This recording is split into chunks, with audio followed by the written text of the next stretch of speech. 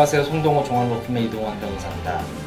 올해 H1B 동향을 보면 분위기가 심상치 않습니다.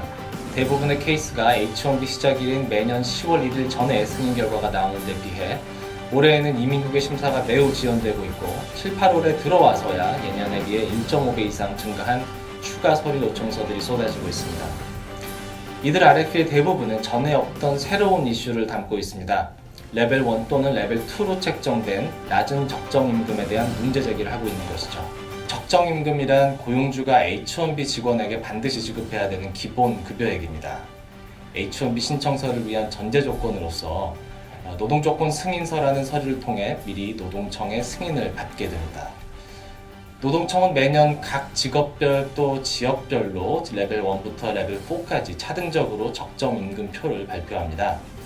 레벨 1이 엔트리 레벨에 속하는 포지션이라면 레벨이 올라갈수록 난이도와 숙련도가 높아지고 그만큼 적정임금액도 높아집니다. 일반적으로 H1B 신청자들의 대부분이 갓 대학 졸업자들이기 때문에 대부분의 고용주들은 보통 레벨 1으로 H1B를 신청해 왔습니다. 그리고 지금까지 이민국은 수십 년간 아무런 문제 없이 H1B를 승인해 왔죠. 그런데 최근 이민국이 발급한 RF를 보면 레벨 1으로 신청한 H1B 케이스들에 대해서는 적정임금이 낮게 책정되었다는 이유만으로 해당 포지션은 H1B가 요구하는 수준의 전문 직종으로 볼 수 없다면서 추가 자료를 요청하고 있습니다. 에일라 집계에 따르면 이 같은 이슈로 발급된 H1B RF는 지금까지 발급된 총 RF 중에 65% 이상을 차지하고 있습니다.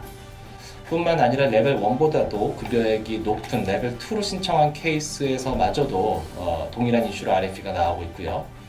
심지어 이미 H1B 소지자로서 익스텐션 또는 트랜스퍼를 신청한 케이스에도 LCA상의 레벨 1으로 신청했을 경우 RF가 나오고 있는 추세입니다. 이민국 서비스 센터별로 자세히 살펴보면 급여 레벨 이슈를 다루고 있는 RF의 77%가 주로 동부 지역에서 위치한 회사들이 H1B를 심사하는 버먼트 서비스 센터에서 발급되었습니다. 반면 주로 서부 지역을 담당하는 캘리포니아 서비스 센터에서 발급된 RF는 버먼트 서비스 센터의 3분의 1 수준에 불과했습니다.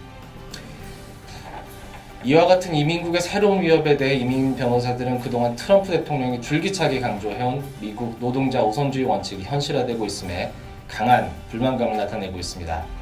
올해 H1B RF에 대두된 급여 레벨 이슈는 과거에는 전혀 문제가 되지 않았던 이슈일 뿐더러 새롭게 개정된 법규 등에 기반한 것도 아니기 때문입니다.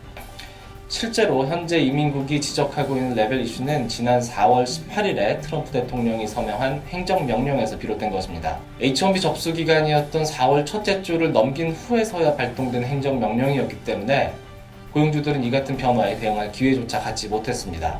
마치 이전에는 없던 새로운 바이러스 변종이 나타난 것과도 같은 셈입니다.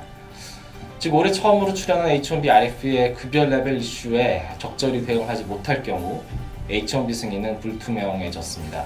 그러나 전혀 방법이 없는 것은 아닙니다. 그동안 저희 송동호 종합로펌 이민팀의 변호사들은 최근 H1B RFP 사례들을 지속적으로 수집해왔고 관련 이민법, 노동법 규정에 대해 철저한 리서치와 분석을 통해 새로운 RF에 전략적으로 대응하기 위한 매뉴얼을 만들었습니다. 그리고 실제로 얼마 전부터 승인 소식이 들려오기 시작했습니다. 급여 레벨 이슈가 제기된 RF에 대해 답변서를 제출한 케이스들이었습니다. 다음 편에서는 성공적인 H1B RFP 답변서 및 추가 자료 준비를 위한 전략을 공유하도록 하겠습니다. 감사합니다.